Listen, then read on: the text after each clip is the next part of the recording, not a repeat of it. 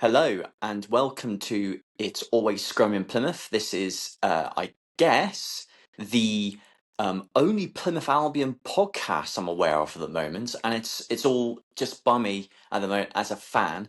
So not to do with the club, fans podcast, and welcome if you're joining for the very first time. But an extra warm welcome to you if you are returning, if you listen to the introduction episode and you listen to episode 2.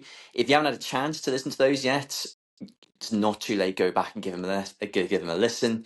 Episode 2 is talking about the start of pre-season, and today we're going to talk about how that's all finished off, and we're getting ready for the new season. And just to start off here, it's been really overwhelming. A lot of the positivity and the comments I've had. I've had lots of followers on social media. I've been sort of branching out and trying to get as many people involved with this. As I said, this is a fans podcast. This is just wanting to get people talking about the club and getting people really involved and feeling good about all things Plymouth Albion. So yeah, just a few sort of like examples of what I've sort of received really. So had one message from a chap called Sam. Just come across this. Well done, mate. It's a good listen. The club has needed some form of fans' point of view for years. So thank you so much for getting in contact. As I sort of said, love to get these sort of feedback and sort of nice positive comments. Another one again. This is great to see. More content, please, Paul. Yeah, I'm as long as you guys want it, I'm going to keep doing this. I think it's going to really help a lot of people out in terms of staying up to date with all things Plymouth Albion. Another one. So a friend I've not seen for a very long time actually ended up WhatsApping me. Said, "Bloody brilliant, Paul. Would love a shout out / reference." So here you go. Here you go, Ben. Who's living up in London. This is your shout out. And also wants to make a guest appearance on the show. That would be even better. So amazing. And he's offered me a bed for the night for when it's Blackheath away, which I will truly take him up on that and get you involved in that one, maybe Ben, when I'm up there. And then another message here from not too sure who this one's from, but cheers, guys. Keep up the great work. I don't reckon he's listened to any of this. I reckon he's just looked at the socials, seen the picture of two people on there, thought, yeah, I'll just start. So what's this guy up to then? So quickie for you. I live in Hertfordshire, and Albion are coming to play Bishop Stortford in a few weeks. Do I need to get a ticket via Albion, or can I just turn up the gate and stand with them? Yeah. See, he ain't listened. He ain't listened. He just wants to know a bit of information, doesn't he? But yeah, you can just turn up on the day. Albion won't be selling those. And it's amazing to sort of hear that you're wanting to go watch Albion on a big away day there. Obviously, you live in local Dubai. We need a bit more of that as well, I believe. So yeah, I got sent that message out. Cheers, my two boys are up there, and we're looking forward to their first Albion away game. Dragging a few others along too to help swell the voices of Albion. So again, Bishop Stortford away. I know Albi Travel are getting themselves up that day, so it sounds like we're gonna have a few voices. I might have to make sure I definitely get myself up there for that one, even though that's a bit of an awkward trip. So yeah, brilliant. That's just a nice little sort of talking through. It's just been really, really positive. Thank you, and we'll just keep on sort of plodding along with this. Still very low budget. For those who've sort of seen the socials, this is I'm sat cross-legged here. I've got the sort of Albion shirts in the background. My office chair broke. And again, I've just got this on my mobile phone. It's getting held up by a water bottle this time around. I think I'm going to invest myself in a stand and maybe some mics at some point, because why not? I might just have to just treat myself. Okay, so pre-season has come to an end. So our third and final pre-season under the Friday Night Lights. It's ended up being Plymouth Albion 50, St Austell Rugby Club 5. So a big convincing win there, but I thought really solid, really tough opposition really from St Austell. I thought they really stuck at them for the first 20 minutes. Really listened to an interview with Ryan Lamb. He said that was a really tough first 20 minutes. And obviously with Albion just being higher divisions, better caliber player, they sort of pulled away at the end. So for those of you who weren't there, it was a tricky game. It was a big banana skin, and they had a proper game at it. Albion rung in the changes as well, so we got to see a few more of the new guys getting a proper run out from the start, which is great. So it just means because the squad this year is much bigger from the other previous years. So the fact we've had these extra games, we've managed to get more people out playing is going to make them really fitter and stronger for the season that's coming ahead. But yeah, St Austell, they currently play in the tribute. Ale Region 1 Southwest area. So they're absolutely no mugs. I thought they really put a strong performance there. Lots of young lads came on in the second half. So what a fantastic experience for them running out against, some quality players we've got at Plymouth Albion as well. So I thought they did a really fantastic performance, and it was really great to see. I think we had about 600 again for the preseason Friday night under lights, and it was great to be under the floodlights as well. The rain sort of held off as well, if because it was a bit of one of those days where it was a bit wet and dry and wet and dry. But yeah, just looking at the team, I do look at the team sheets. I'm not an expert on everything Plymouth Albion. I'm a fan, and they've had a lot of new players, so I'm going through the same process. I've always liked to research and really sort of look into where the backgrounds are coming from and just how they're getting on. But yeah, I sort of looked at the team sheet when it was announced on the socials, and kind of forgot about it when I got again. I went for fish and chips with my mates beforehand, so I think I just got caught up in all that. So when I got to the game, my first thing was, wow, the fullback is big. Who's that? Is that someone they've got on trial? Just didn't recognise who it was. I kind of had a bit of a brain fog. Turns out it's Craig Duncan, so an absolute fan's favourite who's played for us many years, but wasn't announced to be staying on at the club when they've announced the new signings and actually the new contracts. But Craig Duncan, I have seen people comment actually saying what's going on with that. And so I've been made aware that just due to work commitments, he can fully commit to the club this year. However, he's going to be sort of like a bit part player. He's going to come in and sort of draft himself in when he's ready and available to Scott. So a fantastic, great to see a familiar face. Craig Duncan's played on the wing for us for many years, and he was looking great at fullback. And I was like, wow, I forgot how big he was as well. For the main positions, but yeah, great to see him still at the club, and he's a quality player as well. So, and we don't want to lose the quality players, but yeah, really good. The other person who really sort of stood out for me was we rung in the changes at fly half and scrum half. So scrum half, we had because our captain Jack Alton he's a really huge player for us. He wasn't playing. It was George Hilson, so a new signing from Launceston, or actually Cornish Lanston. But yeah, new signing there. He's played for Tavistock, I believe, and had the second half of last season at the Cornish All Blacks, Launceston. And from what I've read, he got 117 points in 7 games, which is an absolutely outrageous points return. And when we announced the signing, I saw on the socials that lots of people saying, get on, he's played for Devon. And one person commented saying, we have signed the Devon Dupont. And that is a big sort of claim there. And I'm sure they just mean, well, scrum half scores lots of points, but got me thinking actually when I read the title Devon Dupont, Anton Dupont really defies just everything French. He's just the most up there, is possibly the most stereotypical Frenchman going as in terms of French farmer background. He just oozes that sort of French class. He oozes that French sort of va-va-voom in terms of rugby.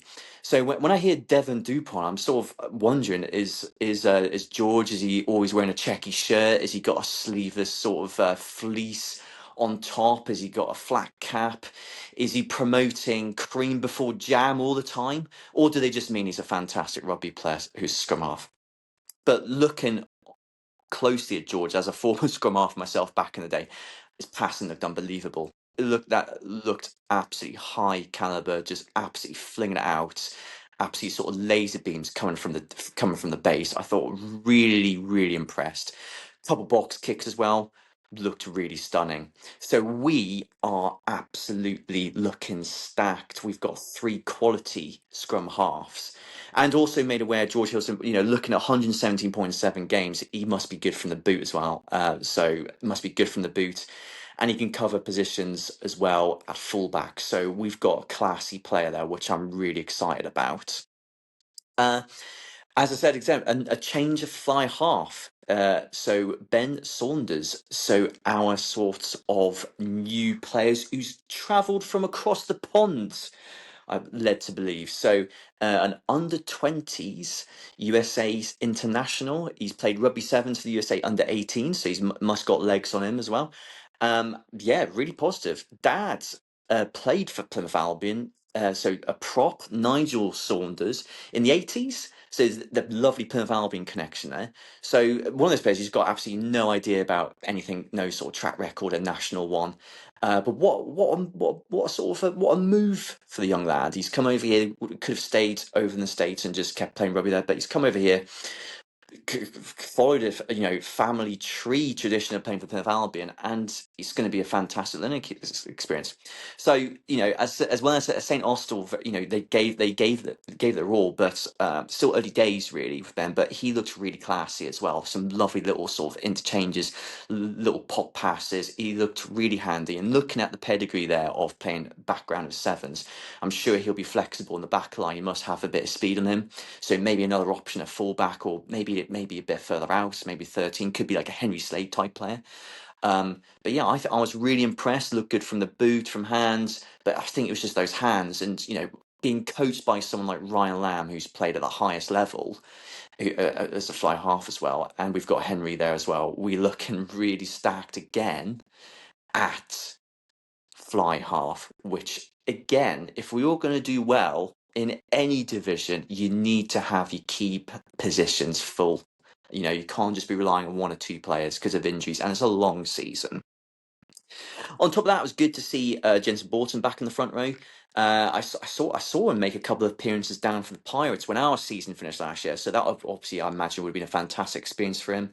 But yeah, good to see him making a sort of first appearance, as far as I was aware, in pre-season. Fantastic player for us. Again, yeah, props are worth their weight in absolute gold. And on top of all that, I thought the line out, as I sort of said, those you listened from podcast one, it looked a little bit rushed at the very start. They've obviously worked really hard on it. Really impressed with the hookers. Gabe Mead's throwing, he started looking great. Harry Wilkinson as well, he scored 2 tries the week before. So we're talking about being stacked in key positions. That's great. I haven't seen Reece Williams making an appearance yet. From what I've seen in the socials, he's out. He's out in Washington DC representing the Navy in the rugby. I think from what I've seen, I think there's been more drinking than rugby. So quality player. Looking forward to having him back. Hopefully he's keeping fit. Um, and again, I mentioned last time I thought Carl Spear on the wing was looking huge. If you've been looking on the Plymouth Albion social, there's one of his tries there where he absolutely bundles through 3 people. Fantastic tries. It's going to be a real huge asset. It must be fresh after his big injury as well. But my mate was there and he was like, "Look, he's a rhino, that guy." And yeah, really, really impressive. I think he's going to be. We're stacked out on the wings as well. I think we're going to be looking really, really strong. I'm genuinely really excited for this season. I think we've got a fantastic squad there. And I think we've got some really entertaining players as well. So bring on, bring on National One season, which starts next weekend. On top of all that, Friday Night Lights wasn't just the men playing.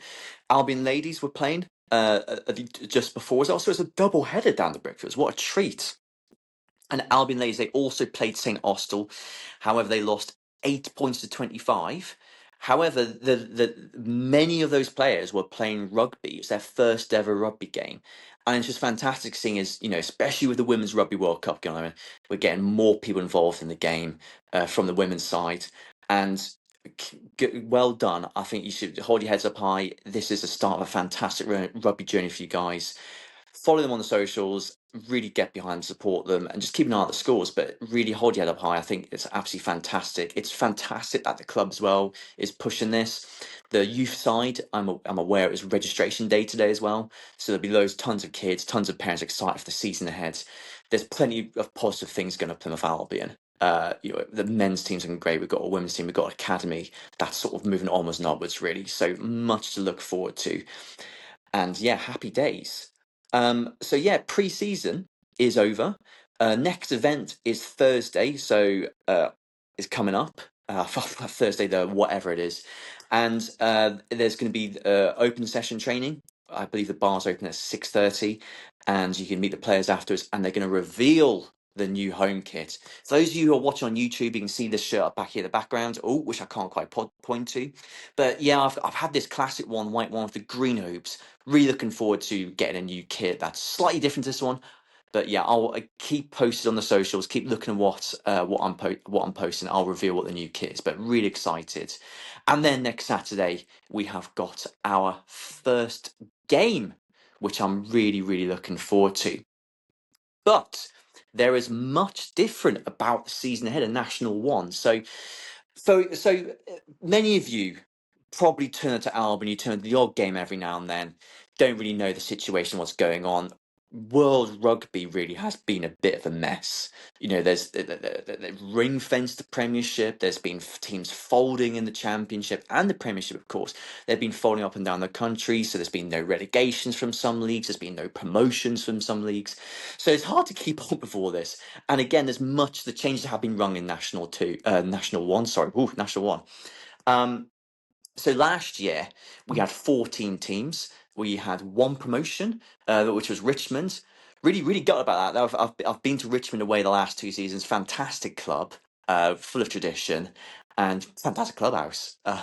So really gutted about that one. Really fantastic away day. But they've gone up. They had the luxuries really of many Quins players going there on loan.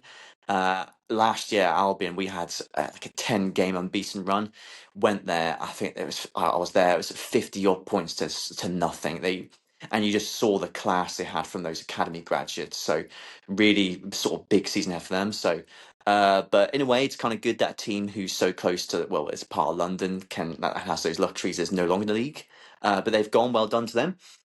And we sadly lost 2 teams. We lost Esher again, another one I went to last year, right next to my fiance's mum's house. It was a really convenient away trip, that. But Esher got relegated, and then Darlington Moden Park got relegated, which was our furthest away trip. So in terms of saving on travel, that's good for Plymouth Albion. So that's one promotion, 2 relegations.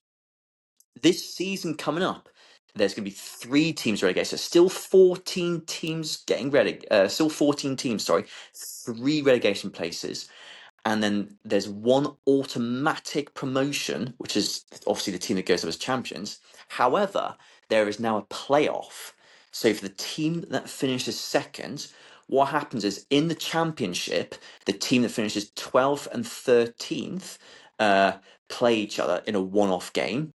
And whoever loses that will then go into a one-off game against the team that finishes second. So that will be very exciting. It's kind of copying the Pro D2 and Top 14 method over in France, but sounds really exciting. But what that means is, because what tends to happen in National One is one team just kind of runs away with it. But Albion, if we finish second, we finished fourth last year, but if we finish second, we can still go up. So it just means the season can go on for longer, the excitement builds, and it's doubling chances of getting promoted next year, which would be absolutely fantastic. And imagine if we, if we missed out on automatic, imagine the excitement of those playoffs. That would be absolutely epic. So yeah, almost. I like it. I like how it's different to trying new things, and that could get really some sort of huge fan engagement. Another thing to look forward to. So speaking to people at the club, October the 25th, Birmingham Moseley are coming to the Brickfields. That is a Saturday night game. It's going to be a kickoff at 7:45. So it's going to be a game under the floodlights. Hopefully the weather is good, but we're going to have a game under the floodlights, which no other team does. This is just a thing. This is just a proposal for Plymouth Albion, just something different for the fans, a different experience for them to enjoy themselves. I think that sounds absolutely epic. Just before Halloween could be some fancy dress, but I think that just sounds like an absolute fantastic idea. The club's trying new things to get us there and get us having a good time, get people, buying drinks, having a fantastic time. So an evening kickoff under the floodlights against Birmingham, I'll be sort of pushing that as much as I can, wanting to see as many people as possible. But try and get your friends along that one. It's a long way away, but yeah, I'm really looking forward to it. I don't know what it is, but just Under the Floodlights, there's something about that that's just a romantic side to it, but it's just epic. So really, really, really looking forward to that. Looking closer at National League One rugby for the season ahead, because I'm a complete rugby nerd. I like to read ins and outs and everything, and it's difficult to support to sort of follow a club in our sort of division in National One. But having a quick little look around at like who are the teams to look out for, it's difficult to say. There's usually one team with a much bigger budget than everybody else, but I'm not aware of that myself. But looking at the fixtures and things to look out for, Blackheath look like a team that are really going to go for it this year. So they've had a couple real sort of eye-opening pre-season. It's just pre-season, but again, pre-season performances. They beat Richmond 33 points to 14. So Richmond, as I just stated before, promoted to the championship. Now, that's quite a convincing win there. So they've managed to do that. And the other interesting fact, actually, that is the oldest fixture in World Rugby. So didn't know that. That's the oldest fixture in World Rugby. So what a fantastic preseason game that is. And on top of that, Blackheath narrowly lost. So it's sort of 54 to 35. So not too narrow, but like it was, I think a couple of tries went in at the end. They lost to Bedford Blues. Bedford Blues finished second in the championship last year, and they always tend to finish in the sort of top 3 or 4 in the championship. So the fact they pushed them all the way, on top of that game they beat Richmond, I think they're going to be ones to really look out for moving forwards. On top of that, again, Rotherham, who did well last year, looks like they've had lots of high point scoring wins. And again, Rosslyn Park, another London-based team. I wouldn't be surprised if they're going to get a few players, from their sort of rich neighbours in Sarries and Quins. They're looking strong. They've had a few big ones, but you can't really tell until the season proper gets going. But they're ones to look out for. And then a signing that's really sort of stood out to me is Nathan Earl has joined newly promoted Tunbridge Judeans. So he was in the England. He got into the England squad under Eddie Jones back in the day and played for Saracens and scored in a Premiership final. So he's joined newly promoted side there. So that's going to be really interesting. Talk about the newly promoted side.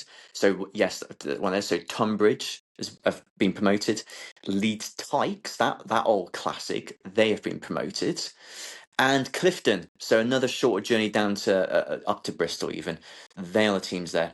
No one got relegated from the division above. So there are 3 new teams joining us in National One. And they look like they're all going to be making a big sort of push for it as well. Speaking of Leeds Tyke, that is who our first league game is this Saturday. Away to Leeds. Away to Leeds. So that's going to be our longest trip. So actually, to get that long sort of travel out of the way, nice and early whilst we're fresh, that would be grand, I think. And I am going. I will be going. I'll be keeping you guys up to date. I just felt I had to be there for the first home game. When I had this idea of sort of doing this fan pod, I was waiting for the fixtures to come out. I was thinking, I've got to start strong. I've got to go to the first fixture. Saw the fixtures, Leeds away. I thought, oh my days, that's the longest one. But I've plucked up the courage. I'm going. My fiance's coming along. We'll be driving up after work on the Friday, staying in the hotel up there. I'm really, really looking forward to it. And looking closer at Leeds Tyke, they're a club with a lot of history and a lot of drama, actually. So they are newly promoted, as we just saying. They've been Leeds Tykes, they were then Leeds Carnegie, they were then Yorkshire Carnegie, and they've gone back to being Leeds Tykes. And that was back in 2020. They were a team who've had lots of ownerships. They've been owned by universities and all sorts. COVID really pushed them over the edge. They've got relegated, and they're back. And that's a proper club there. They're no longer playing at the Sharing the Ground at Headingley with the Rhinos. So they've just got this small ground on the outskirts, really, of Leeds. And I'm looking forward to getting there. Looking forward to chatting to as many sort of Leeds fans as possible as well. And it's going to be great. So many great names. They've won the Power Gen Cup back in the day, but so many people like Danny Kerr, Justin Marshall, the Kiwi legend, played for them. Andy Gomersall, Ian Bolshaw played for them back then. Plymouth Albion legend Alfie Tuala he joined them as well after he left us, went to Bristol, went to Leeds. So a club with lots of pedigree there. Looking at their squad, it looks like they have kept most of their players and added one or two local Yorkshire lads. So I think a really good opportunity for us to go up there and get a good win early doors. Get good, which is obviously what we're looking forward to, and that's what I'm aiming for, or hoping for. Sorry. And yeah, they had a strong season last year, losing just the one match, I believe, but big jump up a division. Really looking forward to that one though. First home game the week after against another newly promoted side against Clifton. So hopefully Albion can have a really good strong start to the season against two of the newly promoted teams. Then the next one after that, Bishop Stortford away, which I'll be travelling going up to, and then Leicester at home. I don't think we're going to fall into that sort of problem of lots of players have been loaned before the season starts, because Leicester Tigers, their season will have started. We did get punished by dings last year by getting a lot of Bristol players playing for them, and the famous Pat Lamb watching them from a field. So yeah, much to look forward to, and really looking forward to seeing as many of you at the home game. And I don't know if you're making the trip up, if you're based in Leeds, message me. I want to know. I want to come chat to you guys. I'm up there, but yeah. Making the trip to Leeds, I'll keep you up to date with all the things going along, what's happening that weekend, and what the team's looking like, and actually what's the ground like, and yeah, really looking forward to it. If you're still listening, well done. That was a lot of content there about National, but hopefully feeling a bit more informed of what's coming up. Um, I'll keep it just, talking about the fixtures that are coming up and the results and how they're doing. But hopefully that's given you a good sort of background of what National One's looking like this season approaching. So now fan news. So this was very popular from episode 2. So going through the socials, as I sort of said, really enjoy this aspect of it, and we can all fall foul of saying something you might not, saying something you might regret. So let's have a little look on here. So what have we got this time? So first one, won't read names out for these ones, but first one, waste of a fixture. Having a hiding. Sorry, the grammar's not quite good, but I think waste of fixture. Having a hiding. Don't see you can learn from this. So as I was sort of saying, it was a big result in that St Austell game, but it was a tough game at the start. But just like us with the Exeter under 23s, we kind of got over it in the end. But yeah, really, really, I think you're being a little harsh, mate. All right, we're not going to be playing Saracens, or we're not going to get South Africa over. We've got a place that's local. It's great that we got some local players, some of the St Austell young lads played as well. That was a tough game. That was a real tough game. But you can't please everybody, can you? Another one, £13 for 2 pints. Pub at the road was £8 for the same drinks. Wow, he sounds like he's had a big sesh. Yeah, so it is what it is, mate. Like, the one thing I'll sort of say here is that we are supporters. We need to really support the club. I'll buy food, I'll buy drink, and it's not really cheap, but I think the quality is good. I think the quality of it is good. I had a couple of drinks today, and I thought it was really good quality. And the way I see it is, if they're charging those prices, if I enjoy it, I'll get another one. If I don't, I won't get it again. So that's kind of up to the club to keep their standards up, really. And we are supporters. We'll support them. There's lots going on, really, and I appreciate you supporting them, mate. Let me know where that pub is, though. £8 sounds great. All right, I'll get, if that's nearby, I'll get myself down there, chat to some of you Albion fans as well. Another one. Great effort from the team. Bit more positive, yeah. That's a good start so far. Great effort from the team, but please, quicker ball from the base and try not taking ball into contact. Offload, ship it before the tackle. I don't think we need any more coaches, but I'll pass this on, mate. But yeah, beautiful. I don't know if the players are going to be reading this. I don't know if Ryan Lamb's going to be reading this. I don't know if this is the pace to share this stuff, but however, love the passion. Next one. Thank you to all the players and coaching team for 3 great preseason matches. The ground and hospitality teams have also been superb. There you go. That'll probably be on a flag up in the Brunel next week. Love and life. Another one. The rugby side of things appears well set for the season. How is the hospitality shaping up? I'm sensing a hint of that's a bit passive aggressive, because due to a few other comments. However, from the previous one, very positive. You know, is that one of the Venables in disguise? Maybe I don't know, but anyway, this last one there, a little hint of passion aggression there, I think. And then now this is a long one. Hospitality seems to be an issue everywhere. Costs up, folks have less money, etc. I've been a supporter since the Beacon Park today, since the Beacon Park days, and today was the first time ever I'd something to eat at the home before the match. Wow, really? Wow, first time ever. Okay. Folks on the bus were on their way to local before the game, and my daughter, who is a rare visitor to Brickfields, first words this afternoon were not, "Hello, dads," but "I cannot afford to spill one drop of this pint." I'm not impressed by the chips, etc., but how else should they use the leftovers from the summer festival? Whew, he's gone in strong there. Okay, again, I've posted a lot about the pasty situation. There's been no pasties, and that has really killed me, actually. It's one thing I really look forward to, but it's pre-season. They don't know how many people to expect. Again, talking about the expenses of the drinks. If the quality's good, guys, that's great, and we've got to support the club as best we can. So I'll be going up to, as I said, I'll be going up to Leeds, and from what I've seen, it's just a small grassy field. I've been to other places. I went to, I went to Roston Park. Roston Park was an AstroTurf. All right, Isha was just a field with a small, sort of tiny little stand. The one thing that we have compared to the rest of the league is we've got a proper stadium. However, Rosslyn Park and all those teams and clubs, they have a lot of sponsorship. They have a lot of members who, big wigs, London that are just sponsoring here, sponsoring there, want the memberships, they want the England tickets from it. But no fans turn up. We have the stadium. We need people getting behind it. We are not entitled, just because we're a city, to have a good team or to be in the championship. We need to be able to support it, which we do. And the money and stuff that for drinks, that's going back into the club. So just keep bearing that in mind and just keep doing what we're doing, guys, and really supporting it.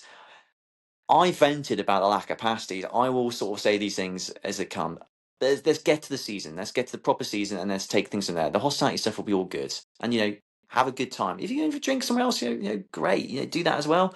But keep doing stuff at the club. Keep getting involved. Keep buying stuff, guys. All right. But it is frustrating, isn't it? But however, it can't all just be cheap, or we can't have a successful team, can we? We can't have a successful club. So that's just the nature of the beast, really, within sport as well. So yeah, almost always, guys. Proud to be a Plymouth Albion fan. Almost always, as I was saying. Hello, Livy. Hello, Paul. Okay, so you may have noticed, I'm joined by someone on the show here. I'm being joined by my fiance Livy.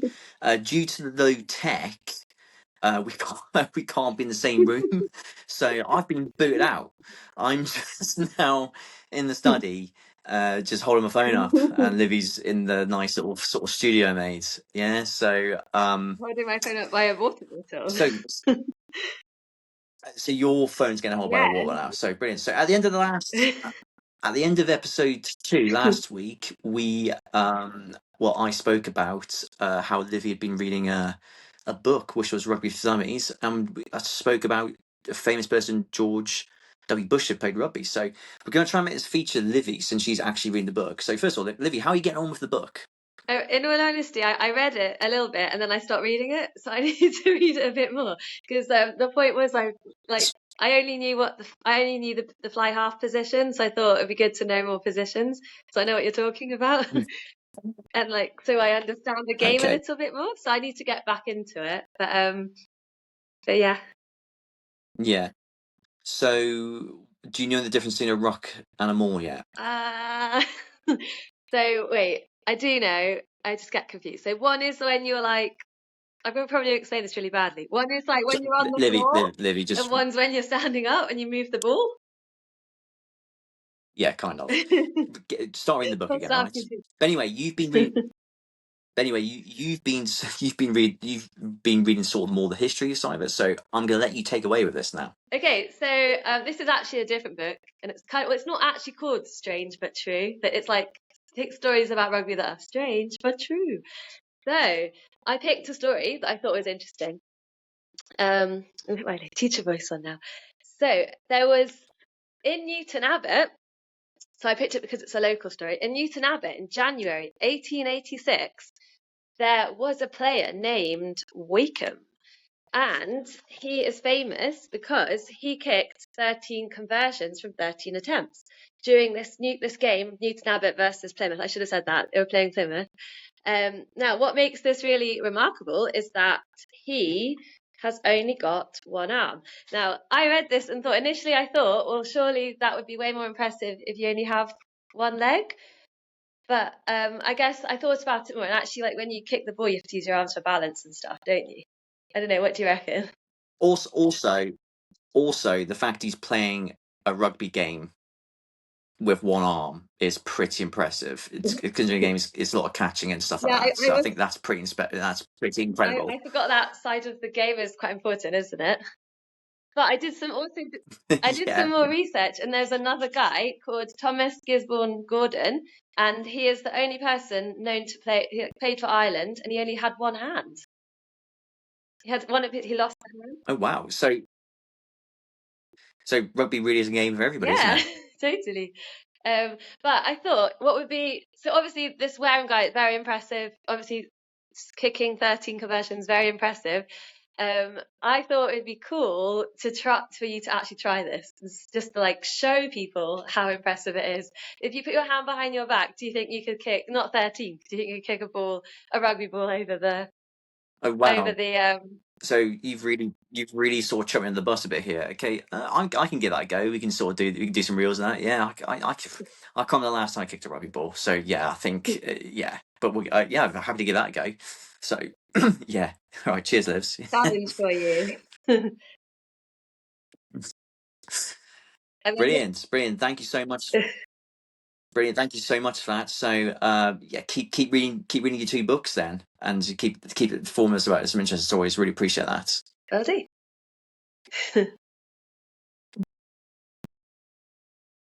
So first guest on the show. So finally got someone else on it. It had to be my fiance, but there we go.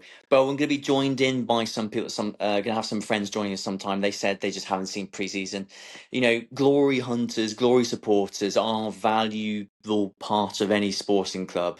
But us diehards, me doing this, and those who've been listening to this podcast from the very start, listen to the introduction, episode 2 and episode 3, we are very key. So get yourselves down to Plymouth Albion. As I was saying before, our key thing, our sort of huge thing is the Brickfields. We need to get as many people down there as possible, really getting behind the team. The other teams in the league aren't used to that kind of crowd, so be hoping to see as many there as possible. If you see me around, just have a little chat, say hello to me. I'll be at the kit launch again on Thursday. Please say hi. I'll really enjoy it, really appreciate it. I had a few people sort of pointing at me the other day, going, "Oh, is that guy from the podcast here?" And really enjoying it. And we've had listeners from all over the place. I've had people listening from the United States. I've got people listening in France. We've got people listening in the Netherlands. So yeah, all this is telling me is that Plymouth Albion is massive. So yeah, got so much potential. I predict we're going to go up this year as well. I think we've got a fantastic team. If you're in the Leeds area or if you're going to the Leeds game, drop me a message. Would love to sort of see you guys before or after the game. And also, if you just want to drop me a message about anything, got any questions, add us on socials. So I've got a Facebook page going there, so it's always Scrubby and Plymouth. Got on Instagram as well. If you could spread the word about the podcast and all this as well, that'd be great, because the more fan involvement, the more questions, the more interactions, the better. But yeah, thank you again for joining, guys. Hopefully you enjoyed. I will keep you posted about this weekend, and I'll see you next time. Thanks again for your support. Really appreciate it. Albi.